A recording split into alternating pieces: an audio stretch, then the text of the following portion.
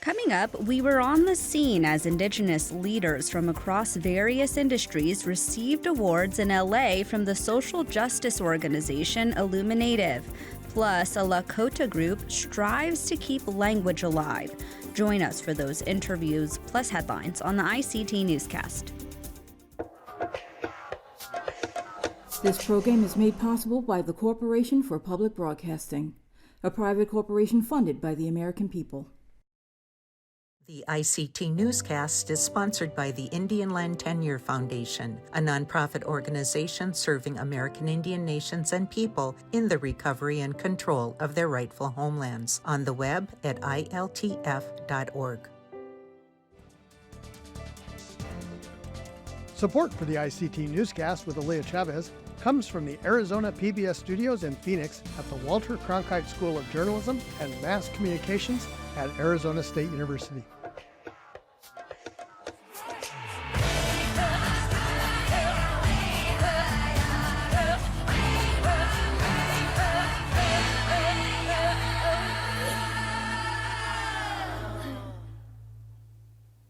Amadawa Hopa. Thank you for joining us. I am Aaliyah Chavez.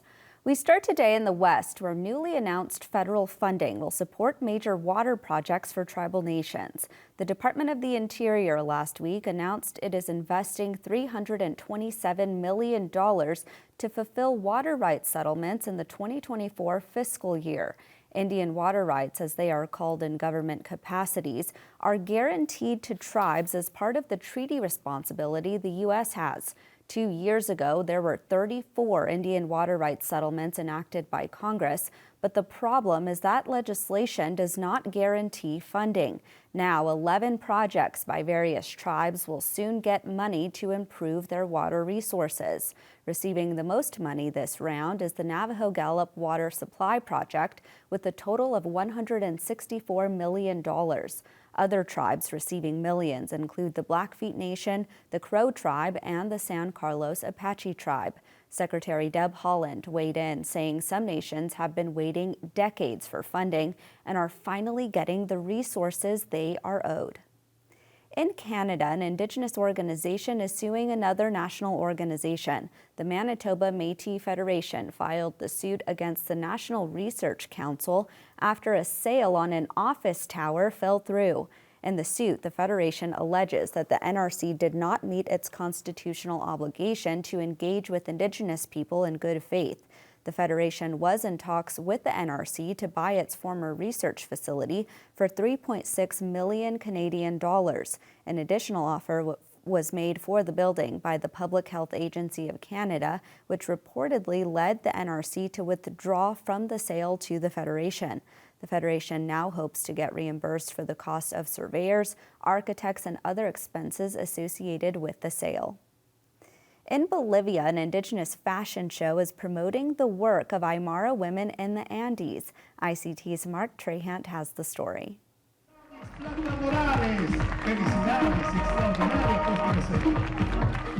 Indigenous people in Bolivia are expressing themselves through fashion. The annual Cholitas Fashion Show returned this month to promote the Andean style and the beauty of Aymara women. Traditionally, the Cholo, or Cholita, is a woman of Aymara origin whose typical dress was highlighted in this fashion show. Indigenous models showcase colorful blankets, bowler hats, skirts, and jewelry, with the elegance and mischief that distinguishes this character, an icon of the Andes. Well, the main objective is to show our value and vindicate the heritage that we have as residents of La Paz, and that is the woman of the pleated skirt, the Chola woman. This is the municipal fashion trend and haute couture catwalk. I'm happy because we have managed to consolidate this space as the main fashion catwalk in La Paz. There is no other event that can have these characteristics. Today, we have more than 80 models that will make their way on the catwalk, and we have diplomatic corps that are wearing the attire, the pleated skirt. This is interculturalism. This is integration.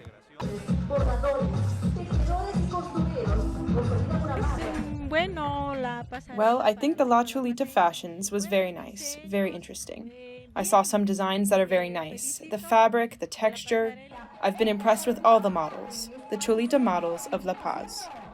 In Phoenix, Mark Trahant, ICT News. And those are the headlines for the ICT Newscast.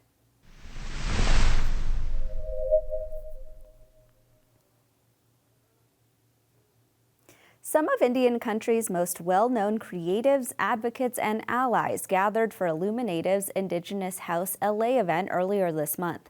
ICT's Paris Wise was able to speak with IllumiNative and some of these leaders on what this event means for moving forward in entertainment, fashion, art, politics, and more. Her reporting was done in partnership with FNX. Take a look. Racial and social justice org IllumiNative held their Indigenous House event in Los Angeles, where the first ever Native Power Builder Awards took place.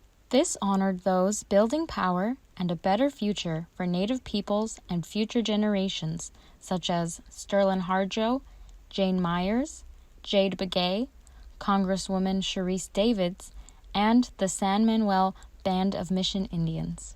The event also hosted vendors, performers, and guests from all across Indian country to celebrate Indigenous excellence and look towards the future. It is just really about creating a space and reclaiming a space and taking a space for Indigenous people, especially in a place like Los Angeles, which has one of the largest Indigenous populations in the United States within LA County alone, amongst the state of California, but to really convene a space where we can celebrate Indigenous power. And like when we think about power, I mean, that's everything and like different expressions of it from our art, our culture, what's happening in TV and film, all of the amazing things that I think Indigenous peoples are doing today. And I think this is just such a unique moment in history. And so often we just don't ever take the time to just sometimes and celebrate one another and to really just relish in that joy, all of the good things that are happening in Indian country. We've had a lot to celebrate in the last couple of years, we've had a lot of talk about this kind of renaissance in Indian country and all of these barriers that are being broken. So there's still so many left in front of us, and we hope that all of these trailblazers have that, as I said, left the ladder down behind them. So there's a lot more celebrations to come. And we've had so many firsts, right? We've had the first members elected to Congress, the first Native women, the first cabinet member. But each of those represents like a pipeline. Now we've got folks with that sort of experience. Our youth have faces to put to dreams, and all of it, accomplishing all of these things. I've always said it lets us dream bigger. So what's next? A run for president, U.S. senators, all of those things in politics, media, an Oscar run, an Oscar nomination, an Oscar win, all of those things are in front of us. I think we'll see a lot of work coming out by Native creators and for Native people, and a lot of authenticity, a lot of documentaries and features, and maybe even some sequels. Sterling and I both came up through the Sundance program, so I know how amazing he is and how talented, and I am just like honored to be standing right there and doing my part in film. When I do my work, I don't really think about that. I think about the work that I'm doing and just trying to empower Native people and bring us to the forefront. So the fact that somebody is honoring me, it just seems unbelievable. Prey has been nominated for 6 Emmys, so that gives us 6 chances. So I'm really optimistic, and I hope, we win a few out of those 6 because I think it's really important. My hopes are that everybody tries. We have to keep this momentum going. So I think for the next generation of filmmakers, this has kind of opened the door. I feel like Prey has opened the door, and hopefully it inspires a lot of young people to start making any type of things. I mean, look, we're already in space. So I think being honored tonight, it definitely feels like an acknowledgement of my work, but I have been mentored by so many people who are not here, who are here, and so when I think about being honored, I really do feel like it's also a shout out to all those people who have led before me, and me really just being able to show this legacy of work that people have done before me around policy, around climate justice, around environmental justice. This year we've been leading so much work around implementing the Inflation Reduction Act, so really making sure that we're getting those dollars and those resources to our people. Also, that's very much in the spirit of NDN Collective. Last year, NDN Collective became the largest Indigenous-led fund in the U.S. in history, and we're really dedicated to liberating resources, to helping our people become, entrepreneurs, leaders in renewable energy, leaders in food sovereignty. And so the way that we're building Indigenous power through our organizing and mobilizing work, but also, shifting making those shifts in policy and how programs are implemented and how resources get to our communities. That's just really exciting work, and I really hope that tribes and Indigenous groups and peoples just continue to work with us and be engaged with us.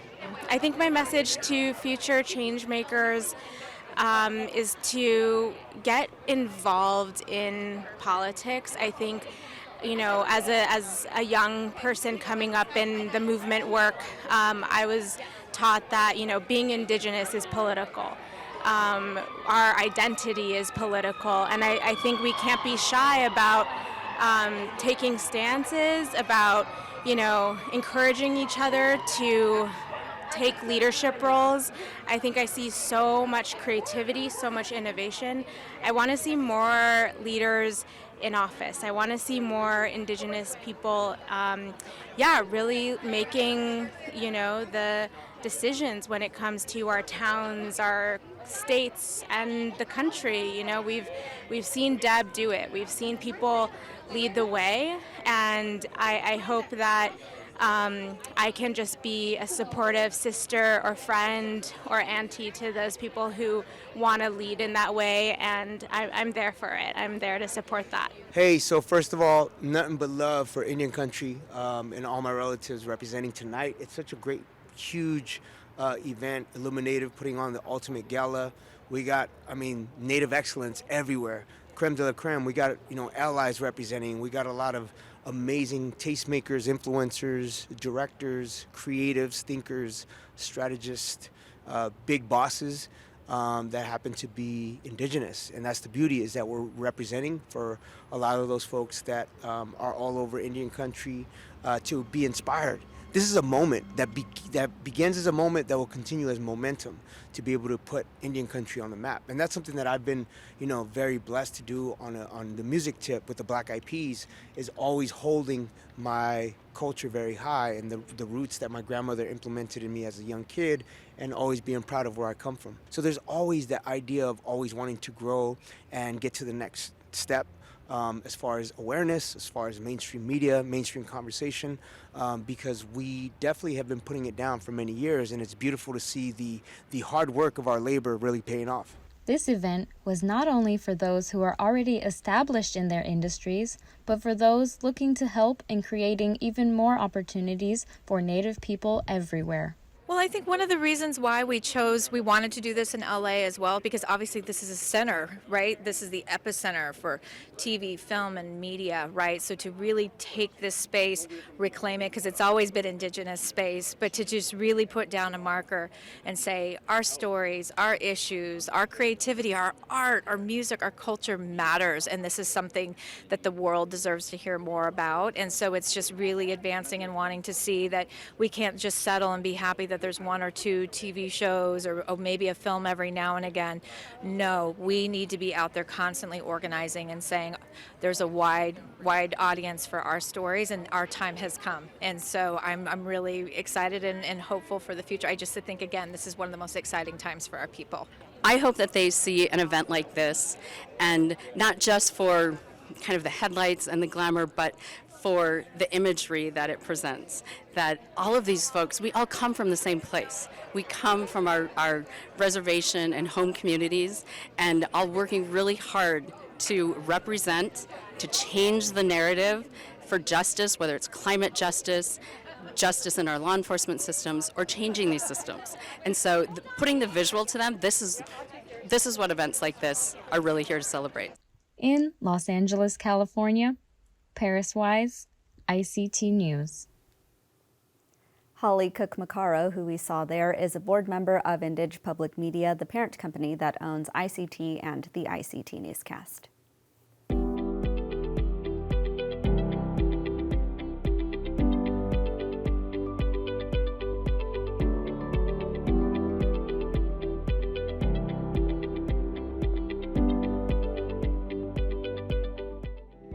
When we ate indigenous foods, wild rice, berries, nuts, fish, and wild game, we did not experience diabetes or obesity. Nowadays, children across the U.S. eat too many empty calories and drink sugar-sweetened beverages.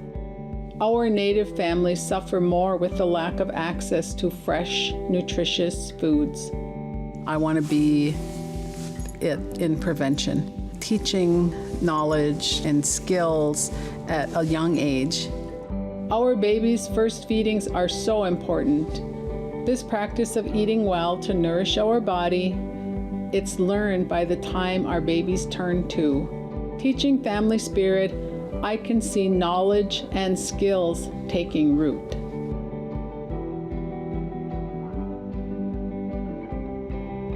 We want our children to get the benefits of breast milk, nurse as long as possible, then learn to eat healthy and avoid soda pop and eat fresh foods. I'm teaching this program called Family Spirit Nurture. It's a home visiting program created by and for Native people that promotes nutritional health for parents and their children. It really helps our young caregivers with practical skills and makes a difference. Family Spirit Nurture's 6 lessons are just what new parents need to know about nutrition for babies and young children. We teach parents how to know when infants are hungry and full, how and when to start solid foods. We help parents figure out how to create sleep schedules and plan meals. Lessons focus on sugar moderation and healthy eating. Family Spirit Nurture has been proven an effective strategy for promoting healthy infant feeding and growth in the first year of life.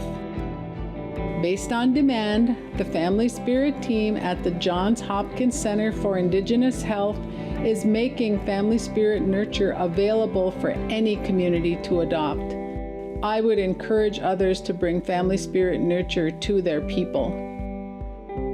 My vision of our community is that we have these babies growing up healthy, overall, mentally, emotionally, spiritually, and physically. We're going to have these beautiful kids living that good life and having the value system our ancestors meant for us to practice.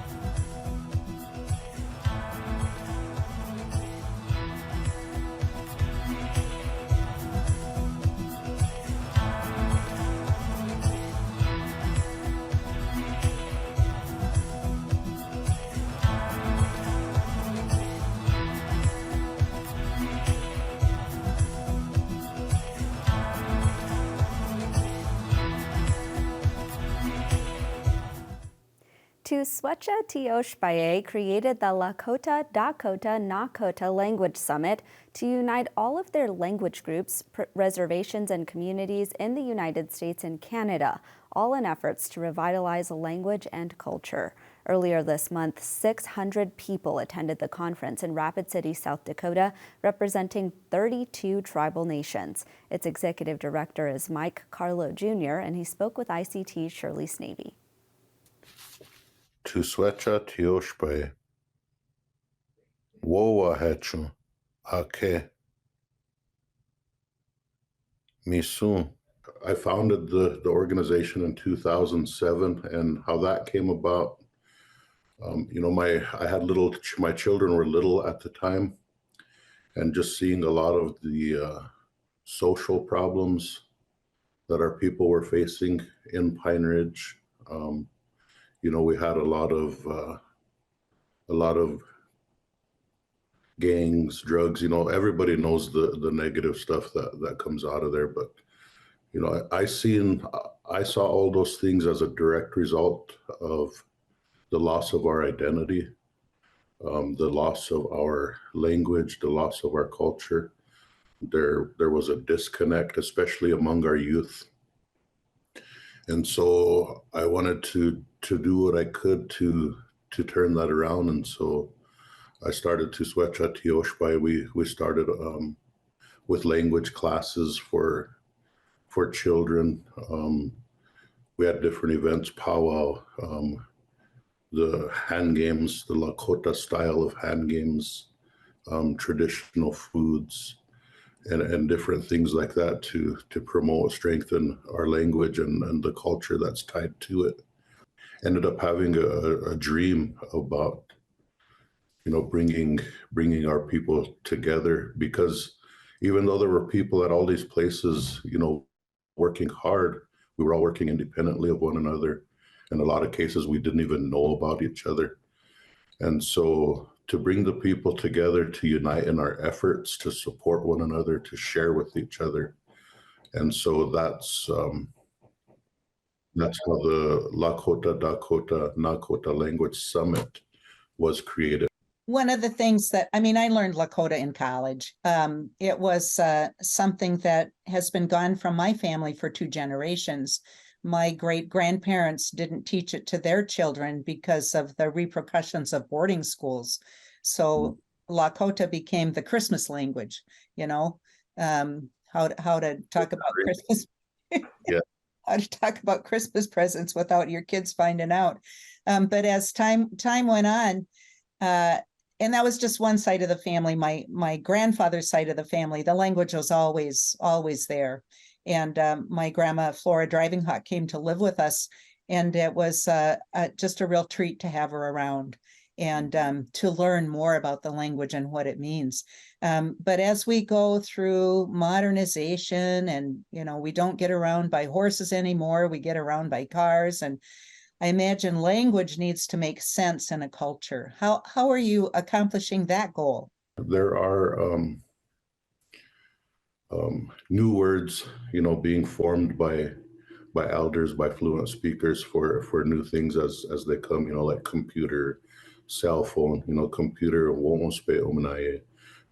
cell phone, omasap. So there are words being created for those things that basically, I guess, kind of describe what they do or what they're used for.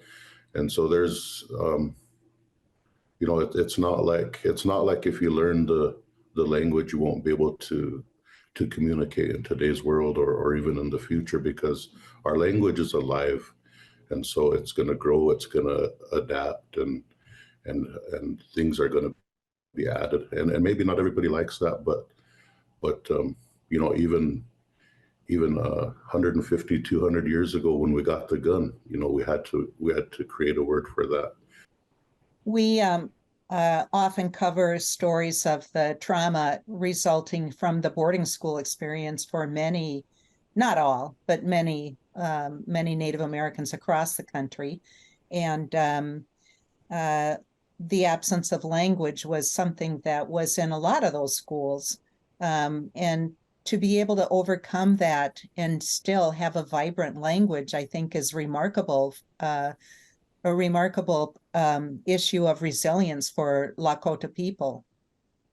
For sure. You said it yourself within your own family. Your great grandparents didn't pass it on because they were afraid of the repercussions. And that's how it was for a lot of families, especially ones that went away to these schools where they were, might have been punished for speaking their language or practicing their culture or what have you. And not wanting their own children to have to go through those things. And so making the decision not to pass it on for their own protection or their own safety, and who can blame them for that? some of the stories you hear, and I'm not talking, recent boarding schools. I'm talking about, kill the Indian, save the man. And there's, even in the recent boarding schools, I'm sure there was a hint of that, but when that was the basis of Indian education back when they started these big off-reservation boarding schools, who could blame those people for doing that after what they went through?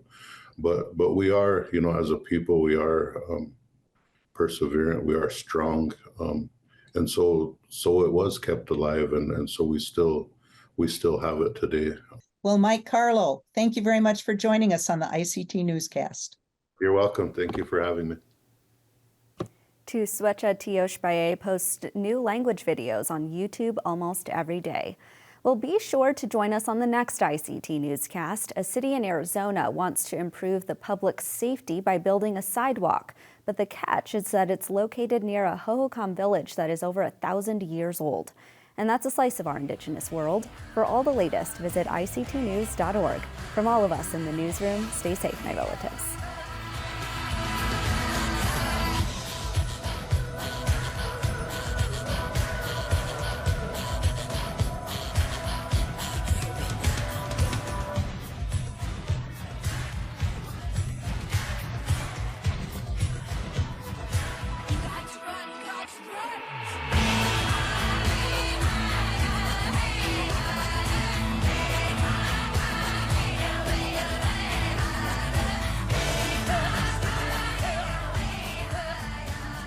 This program is made possible by the Corporation for Public Broadcasting, a private corporation funded by the American people.